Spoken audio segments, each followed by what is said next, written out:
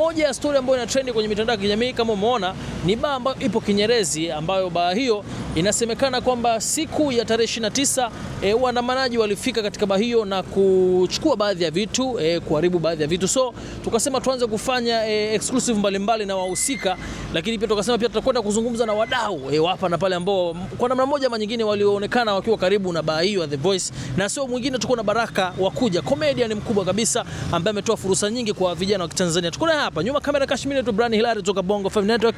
Endelea kuona Squad. Inakuwaje mkubwa? Safi sana. Kinyerezi nasemaje? Ndio kama hivyo, tupo kwenye majonzi. Lakini nashukuru Mungu saizi mambo yako vizuri. Okay. Labda uniambie tu, wewe na The Voice mna karibu gani hususan katika kazi zako za kisanaa?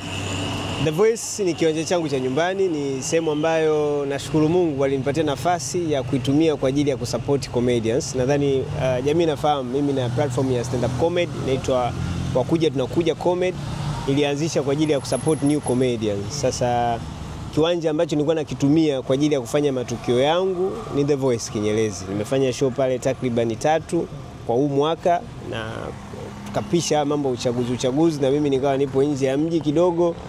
Kwa hiyo ni sehemu ambayo mimi nimeitumia sana. Lakini si tu kwa ajili ya mambo hayo, ni sehemu ambayo wewe uliziona naenda pale ku have fun, kuangalia mpira, nikitaka kula. Kwa sababu pia ni mkazi wa Kinyerezi, kwa hiyo ni eneo langu la nyumbani.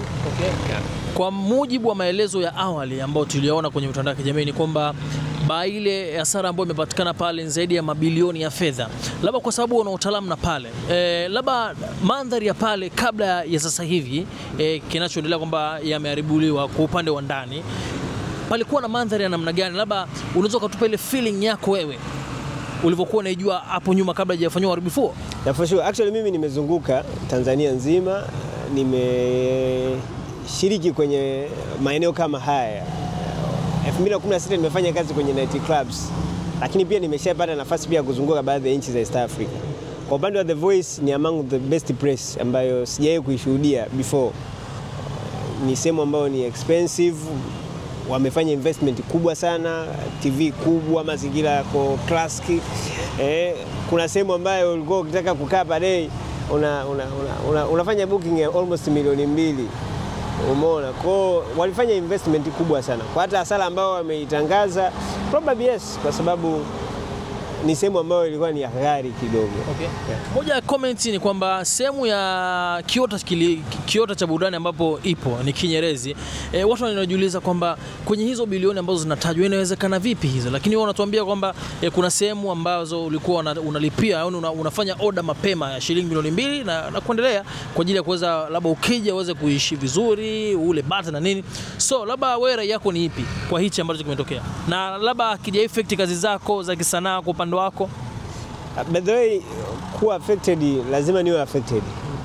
Kwa upande wa Dar es Salaam, The Voice Kinyerezi still nilikuwa nafanya nayo. Hata ukiingia kwenye page yangu ya Wakuja Tunakuja Comedy, pale nimeweka The Voice. Kwa kitendo cha changamoto hizi zilizojitokeza, obviously lazima pia na mimi niathirike na moja ama nyingine.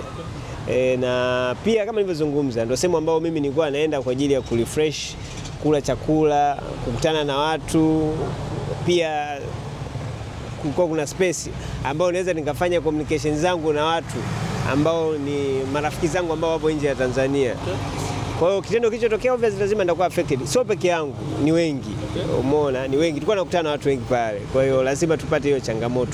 Yeah. Labda unaweza kunitajia list ya wasanii ambao unawakumbuka walishaikujaga hapo kwenye hii bar ambayo inatajwa kwamba imetumia zaidi ya mabilioni ya fedha kutengenezwa hapa Kinyerezi?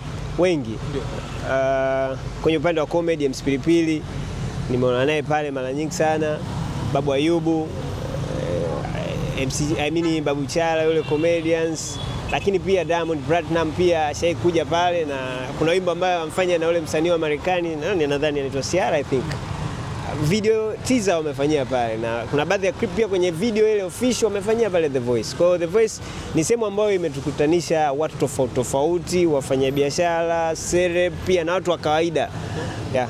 Kwa hiyo nataka kuniambia kwamba ile nyimbo ambayo Diamond anafanya na Ciara ilifanyikia hapo kwenye hii bar ambayo inatajwa kwamba imetumia mabilioni ya fedha kutengenezwa? Yeah, for sure. Bwana.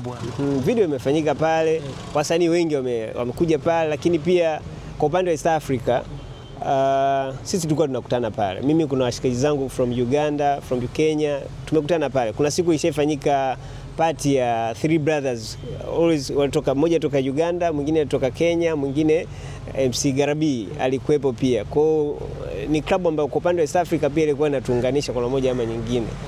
Umeona, kwa hiyo kwenye upande wa sanaa kama mdau wa entertainment nimejisikia vibaya, na pia ningependa pia kuchukua nafasi hii kupitia media hii kutoa pole zangu za dhati kwa wakurugenzi na uongozi mzima wa The Voice. Ili jambo hata sisi pia wadau wao wa karibu limetuumiza, na tunawatakia good recover, na wametuahidi watakuja na comeback nzuri. Kwa mimi nawaombea na toa support kama ambavyo wameomba support. Yeah. Asante sana bwana. Lakini pia project zako, basi mwaka unakwenda kuisha, fursa ni zipi? Show zako zile za hapa na pale, kwa sababu nimeona ukiwa unazunguka sana mikoani ukifanya mambo makubwa sana. Yeah, for sure. Actually wakuja tunakuja, we still there, na tuna mpango tufanye show, lakini tutaifanya nje ya Dar es Salaam na tutaifanya mkoa wa Kilimanjaro, na nilikuwa mkoa wa Kilimanjaro kwa ajili ya kuratibu. Kwa hiyo tutafanya talent search mkoa wa Kilimanjaro na tutafanya pia na show. Ni lini tutatangaza kupitia page yetu ya Wakuja Tunakuja Instagram. Yeah. Umeonekana mara nyingi ukiwa unamtaja sana Chief Godlove kwenye page zako na ukizungumzia sana. Kuna siri gani inaendelea kati yako na yeye? Kwanza ni moja kati ya watu ambao wanani-inspire sana.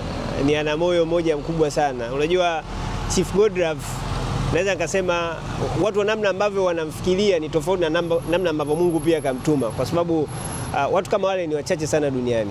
Mungu anakuwa analeta watu kama wale kwa ajili ya kuonyesha namna gani ambavyo Mungu anapenda watu. Kwa Chief Godlove ni mtu ambaye ana moyo wa Mungu, anapenda watu, anajitoa sana, ana support katika mazingira ambayo unaona kabisa sio kawaida. Kuna watu sisi Tanzania tumewafahamu kupitia Chief Godlove. Kuna watu pia maisha yao yamebadilika kupitia Chief Godlove. Kwa hiyo na mimi na moyo wa muundo hule, napenda sana kusupport watu ambao kidogo bado jamii hawatazama. Kwa hiyo namna ambavyo namuona Chief Godlove anafanya, mimi anani-inspire sana na namfuatilia sana.